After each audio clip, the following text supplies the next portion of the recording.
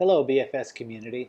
It's been nearly 2 years since we had our first outbreak up in Daegu, and everything changed. At that point, people's phones started buzzing, and everyone was searching for solutions. Here at BFS and around the world, schools moved to online learning, plexiglass popped up everywhere, and the term social distancing entered our vocabulary. In between, BFS, like the rest of the world, has had to adapt.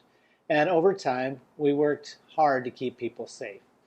We were well prepared, and our teachers and staff worked super hard, and we've also been extremely lucky.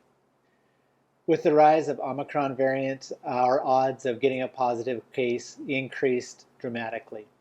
And last week, we had our first case here at BFS.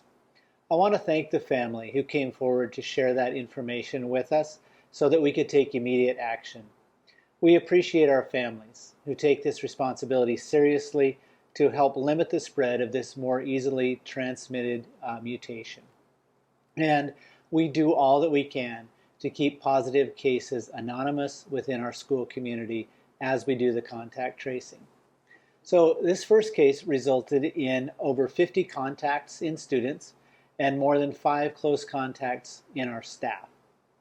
The staff members who went out on Sunday to get a test so that they were here to teach middle school students on Monday are heroes in my book, and I want to thank each of them for making that sacrifice and going out and getting that test result. Really appreciate that. Kind of illustrates the sort of educators that we have here who care about safety and who care about teaching students. Of the nearly 60 close contacts that we have so far had 0 positive cases emerge. This means that the measures we're taking here at school are effective at preventing the spread of the virus. Now more than ever, we need to be following common sense guidelines like washing our hands, social distancing, and wearing masks. We need to wear good quality masks such as KF94 or surgical masks, and they need to fit properly. They need to cover up all 3 holes in our face, our mouth, and our nose.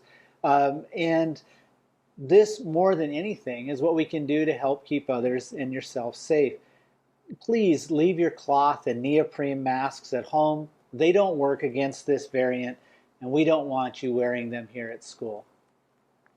I need middle school and high school students to get better at doing 2 things in the cafeteria.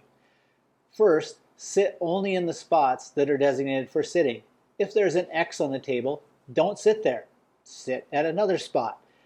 Another thing is, if you get up to get food, please put your mask on right away so that you can go get the food and you're not going to be maybe spreading a virus if you should have it in your body. Because a lot of times we just don't know if it's there. So as I did the contact tracing for this positive case, I was comfortable with most parts of what we're doing throughout the school day. The exception was the break at 10:15 a.m. Starting tomorrow, we're going to allow only middle school or high school students into the gym during this break. Middle school students will be able to have morning break in the gym on Monday and Thursday, and high school students will be able to have their break in the gym on Tuesday and Friday.